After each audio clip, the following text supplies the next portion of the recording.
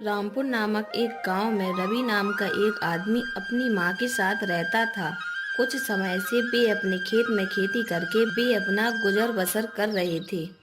अरे तुम कितने दिन ऐसे ही अकेले रहोगे? अब तो शादी कर लो। क्या तुम्हें कोई पसंद है? अगर तुम किसी को पसंद करते हो तो मुझे तो बताओ, मैं उसी से तुम्हारी शादी कराऊंगी। पसंद या नापसंद ऐसी कोई बात नहीं है। मुझे खेत में जाना है। मेरे पास आज बहुत सारा काम है। मैंने आज मजदूरों को भी जल्दी आने को कहा है। वो अब तक आ भी गए होंगे। ठीक है, मैं आज की बात नहीं कर रही हूँ, लेकिन तुमको शादी कर लेनी चाहिए।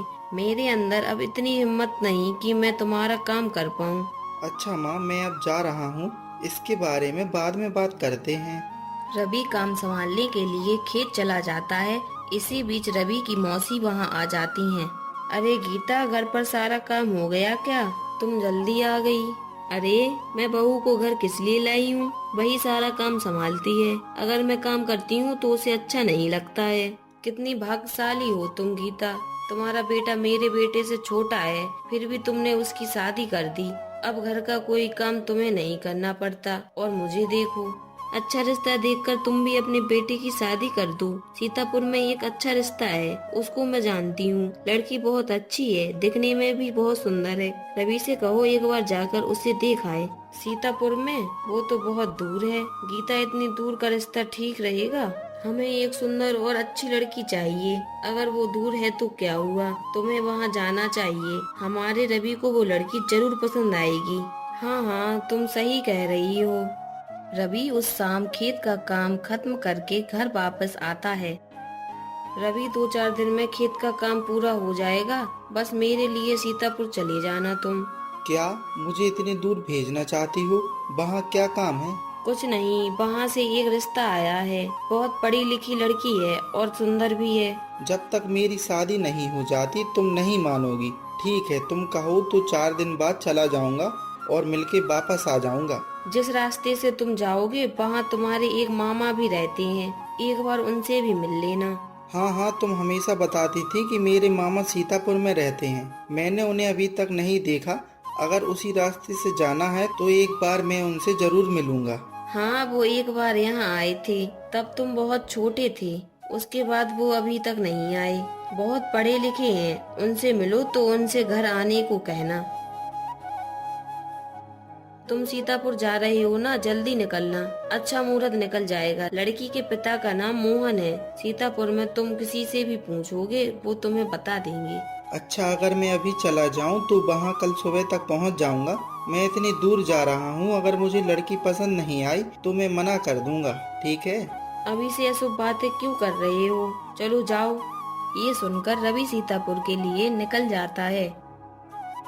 कुछ दूर चलने के बाद मैंने काफी लंबा सफर तय कर लिया है।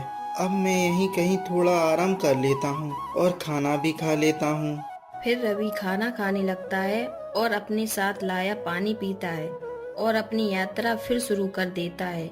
इस दौरान, अरे इतनी दूर से पानी लाना मेरे बस की बात नहीं है। काश हमारे आसपास एक कुआं होता तो उसमें से अच्छा पानी ले लेते। हाँ हाँ, कुआं होता तो कितना अच्छा होता। मुझे उस धीरज से पानी खरीदना बिल्कुल पसंद नहीं है। मैंने कभी सपने में भी नहीं सोचा था कि एक दिन ऐसा आएगा कि पानी खरीद कर पीना पड़ेगा। हमारा आधा दिन पानी लाने में और बाकी दिन काम करने में ही निकल जाता है। अगर हमारे आदमी गांव से 10 मील दूर चले जाएं तो उन्हें काम मिल सकता है।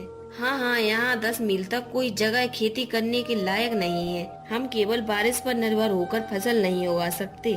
ये भी तो नहीं पता कि बारिश कब होगी। अरे हम तो ये भी नहीं जानते होगी भी कि नहीं।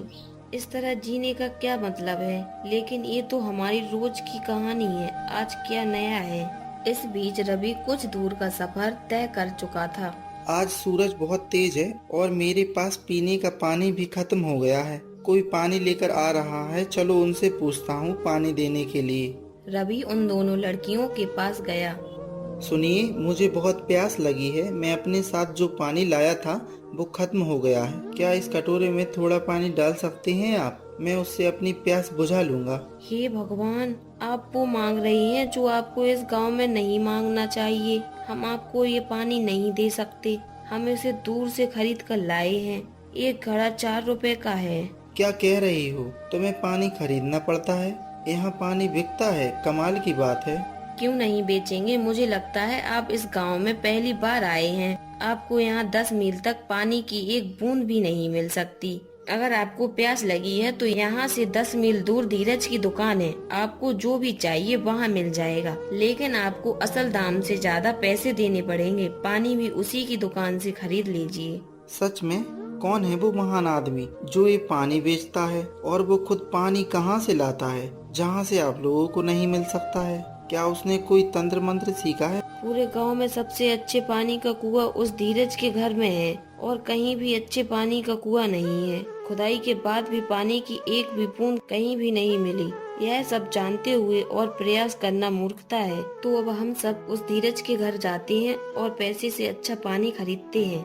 ठीक है, मैं अभी उस धीरज के घर जाता हूँ और पानी खरीदता हूँ, लेकिन वहाँ पहुँचने के लिए मुझे कम से कम 10 मील पैदल चलना पड़ेगा। मुझे उसके लिए ताकत चाहिए, इसलिए मुझे थोड़ा सा पानी पीने की जरूरत है। अगर आप कटोरे में पानी नहीं देना चाहती तो मेरे हाथों में ही दे दीजिए, मैं उससे प्यास बुझा लूंगा। रवि हाथ में पानी लेता है और उनके द्वारा दिए गए पानी को पीता है और उस धीरज की दुकान की ओर चल देता है। 2 मील का सफर तय करने के बाद अरे आज सूरज कितना तेज है, जिसके कारण मुझे बहुत प्यास लग रही है। यहाँ पानी देने वाला भी कोई नहीं है। रवि ऐसा सोच ही रहा था कि एक आदमी घड़ा लेकर आता है। उसने रवि को देखा। अरे साहब, आप बहुत दूर से आ रहे हैं, क्या आपको पानी चाहिए? अगर आप इस गांव में मुझसे पानी के लिए पूछ रहे हो, फिर तो आप भगवान के समान हो। जरा मेरे इस कटोरे में पानी दे दो। अरे अरे, मेरी इतनी तारीफ मत करो। तुम्हें ऐसा क्यों लगता है मैं तुम्हें पानी दूंगा? मैं इस घड़े के पानी को 4 रुपए में दे रहा हूँ, लेकिन तुम्हें अपना कटोरा भरने के लिए मुझे 6 रुपए देने होंगे। चाहिए है तो बताओ, क्या चाहते हो? कटोरे में पानी भरूं या नहीं? नहीं तो मैं चला। ठीक है, मैं 6 रुपए दे देता हूँ। इस कटोरे को पानी से पूरा भर दो, ठीक है? वो आदमी कटोरे को पानी से भर देता है। ये क्या, तुमने मटके से थोड़ा पानी कटोरे में डाला है, बाकी पूरा ले जा रहे हो? क्या ये छोटा कटोरा 6 रुपए का है? बताओ मुझे, क्या यह सही है? ये मेरा काम है साहब। इस तरह मैं राहगीरों की प्यास बुझाता हूँ और उनसे पैसे लेता हूँ। लेकिन मैंने आपको पहले ही बताया था, कटोरे को भरने के 6 रुपए लगेंगे। आप सही कह रहे हैं। ये लीजिए 6 रुपए। मैंने कभी सपने में भी नहीं सोचा था कि मैं कभी पानी भी खरीद कर पीऊंगा। कर भी क्या सकते हैं। वैसे मुझे बहुत भूख भी लगी है। क्या यहाँ आसपास कोई धर्मशाला है जहाँ जाकर पेट भर सकूं? यहाँ पानी पीने के लिए मिलना मुश्किल है और तुम धर्मशाला की बात कर रहे हो। अगर तुम्हें धर्मशाला जाना है तो अभी कम से कम 8 मील चलना होगा, और वहाँ भी भोजन कब मिलेगा ये कोई नहीं जानता, ठीक है? अगर यहाँ कोई धर्मशाला नहीं है तो कम से कम खुद बनाकर खा ही सकते हैं। मैं खुद खाना बनाकर खाऊंगा। हाँ, क्यों नहीं। यहाँ से 5 मील दूर धीरज की दुकान है। वहाँ नमक, दाल और चावल सब कुछ मिल जाएगा। उन्हें खरीदने के लिए पैसे देने पड़ेंगे। आराम से जाना। रवि के पास इसके अलावा और कोई रास्ता नहीं था। रवि धीरज की दुकान के लिए निकल पड़ा। उसने रास्ते में किसी को कराहते हुए सुना, पानी पानी। ऐसा लगता है जैसे कोई पानी के लिए तड़प रहा है।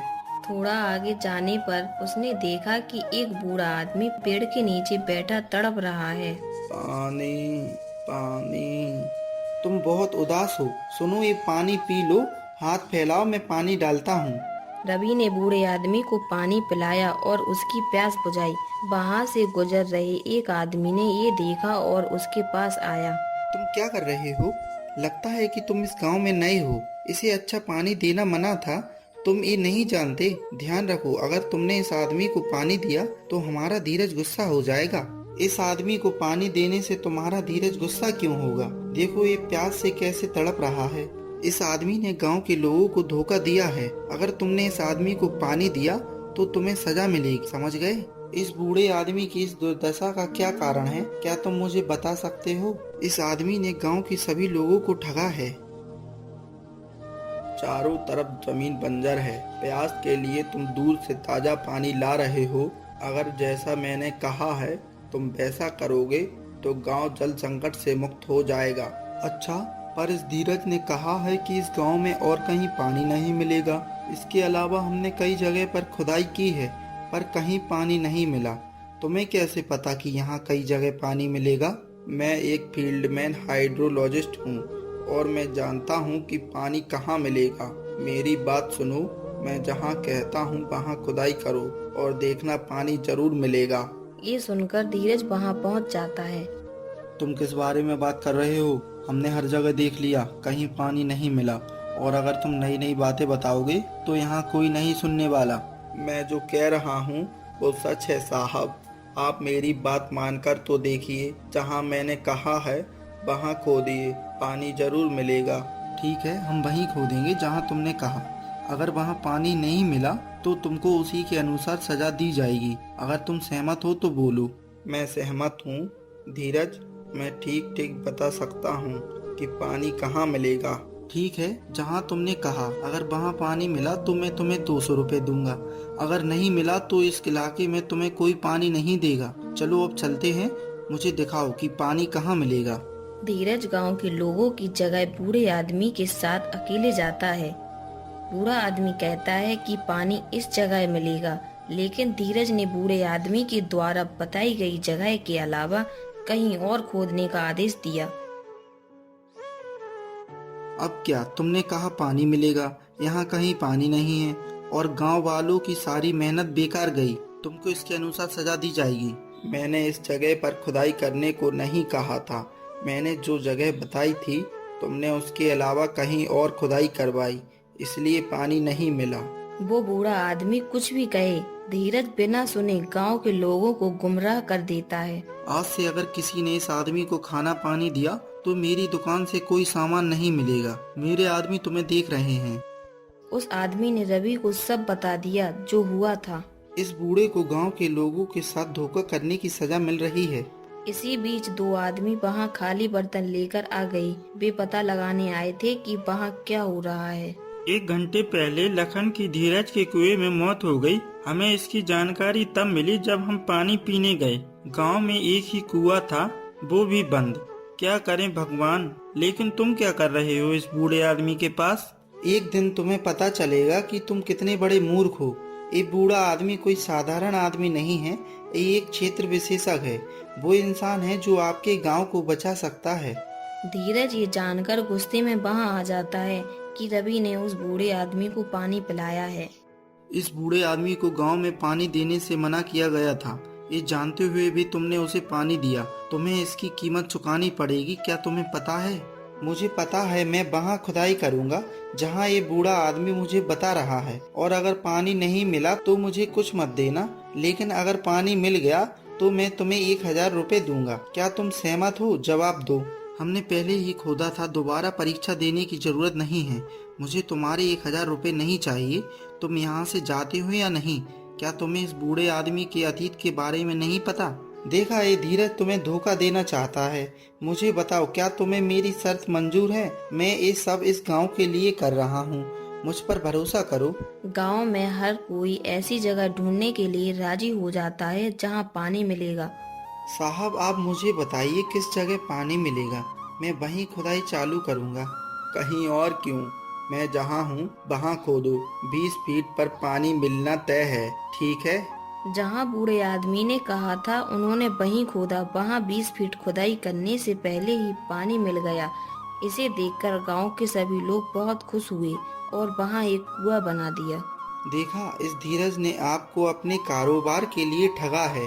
ये कितना घिनौना कारोबार कर रहा है। आपके भोलेपन का फायदा उठाकर पानी तक बेच रहा है। मैं इसके खिलाफ मुखिया के पास शिकायत दर्ज करना चाहता हूँ। या फिर आप ही बताइए, इसे क्या सजा दी जाए? आप लोग ही बताइए। कोई और सजा क्यों? इतना ही काफी है कि हमारे गांव को पानी देने वाले इस भगवान समान बूढ़े आदमी ने जो सजा सही है, इतनी परेशानी उठाई है, वही सजा हम धीरज को देंगे। उस दिन के बाद से किसी ने धीरज को पानी या खाना नहीं दिया और गांव के लोगों ने उसे वैसी ही सजा दी जैसी उस बूढ़े आदमी को मिली थी। बाद में रवि सीतापुर पहुंचता है, लड़की को देखता है और कहता है कि उसे वो लड़की पसंद है और शादी कर लेता है और फिर खुशी से रहता है। अगर आपको ये कहानी पसंद आई हो तो हमारे सिर्फ कार्टून चैनल को शेयर एंड सब्सक्राइब करें।